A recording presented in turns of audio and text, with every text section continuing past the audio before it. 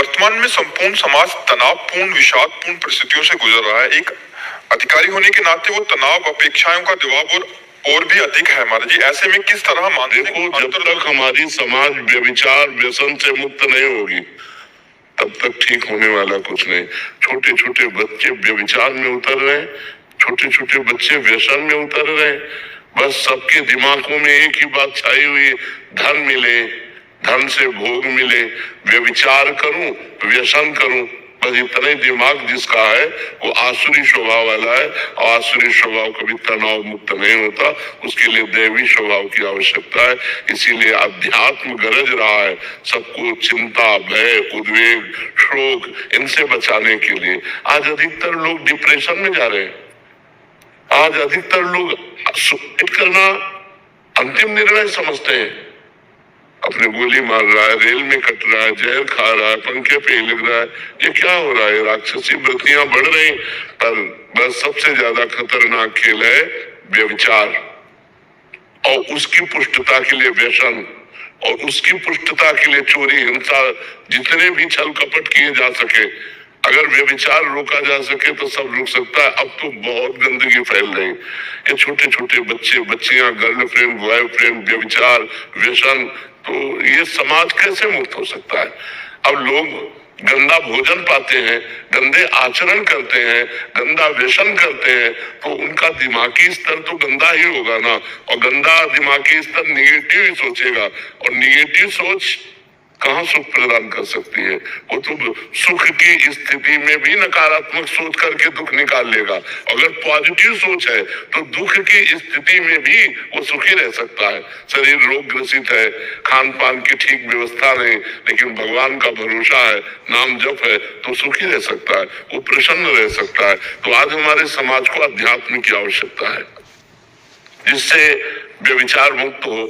अब जिसके पास पैसा बढ़ गया वो दो चीजों में ही अपने पैसे को नष्ट कर रहा है, व्यसन और व्यभिचार। बस वो जीवन का सुख यही समझ रहा है, और ये नहीं समझ रहा जीवन का अंत होने वाला है। एक एक श्वास हमारे जीवन से कम होती जा रही। पता नहीं कौन श्वास हमारे जीवन की अंतिम श्वास हो, कब शरीर छूट जाए इसका भरोसा क्या। और अगर शरीर छूट गया और मनुष्य जीवन का जो लाभ था, धर्म, भगवत भजन, परोपकार, वो सब नहीं कर पाए तो फिर फायदा क्या हुआ? इतने दुर्लभो मानुषो देहो, शास्त्रों में वर्णन आया है, बड़ा दुर्लभ है मनुष्य शरीर। ये किस लिए दुर्लभ है? परोपकार करके, धर्म से चलकर, सत्य से चलकर भगवान की प्राप्ति, समाज की सेवा। ये बात, समाज सेवा वो कर सकता है जिसको धन चाहिए, जिसको व्यसन चाहिए, व्यभिचार चाहिए, वो समाज सेवा कर सकता है। समाज सेवा वो कर सकता है कि मुझे भूखा रहना पड़े लेकिन मेरी समाज भूखी न रहे, मैं कष्ट में रहूं लेकिन मेरी समाज कष्ट रहित हो जाए। वो होते हैं समाज सेवी। आज समाज सेवा के नाम पर बहुत सा डोनेशन लेते हैं और अपनी वासनाओं की पूर्ति करते हैं। समाज सेवा कहाँ हो रही है? कोई बिरला ही समाज सेवी है। पदों का अधिकार प्राप्त जो हमको भगवान ने दिया वो समाज सेवा के लिए दिया है, कि हम हजारों आदमियों को अपने माइंडेक्स लगा करके अपने पद का प्रयोग करके सुखी कर सकूं। लेकिन आज उसका दुरुपयोग किया जाता है कि हजारों का शोषण कर सकूं। तो उसका कारण है उनके जो व्यय करने के तरीके हैं वो गलत हो चुके हैं। तो आय उनको अधिक चाहिए। 1 रुपया की कमाई है और 10 रुपया का व्यय है। तो आय और व्यय को अपने कंट्रोल करने के लिए हमारी बुद्धि शुद्ध होनी चाहिए। हमें समाज सेवा का पद मिला है, ना कि अपनी वासनाओं की पूर्ति का पद मिला है। तो ऐसे ही हम अध्यात्म के बिना, धर्म के बिना हम बहते चले जा रहे हैं, जिसका नाम अधर्म है, और जो परिणाम में दुर्गति प्रदान करता है, शोक प्रदान करता है। जो आज का समाज है, अगर शराब न परोसी जाए, मांस न दिया जाए तो उसका स्वागत ही नहीं हुआ। अगर राक्षसी भोजन न दिया जाए तो स्वागत ही नहीं माना जाता। तो ये आज का हमारा VIP कल्चर बन गया है कि गंदा भोजन, अपवित्र प्रेय और गंदे आचरण, वो पार्टी मनाई जाती है।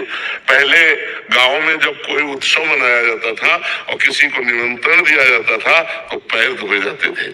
हाथ पैर धुला करके और पट्टी बिछा करके गाय के गोबर से लिपी हुई जमीन, पत्तल दोना में सुंदर पवित्र भोजन, तो पवित्र भावन आवाज, जूता मोजा पहरे चाहे हाथ कैसे भी गंदे हो और बनाया कैसा भी हो, बस राक्षसी प्रवृत्ति बढ़ती चली जा रही।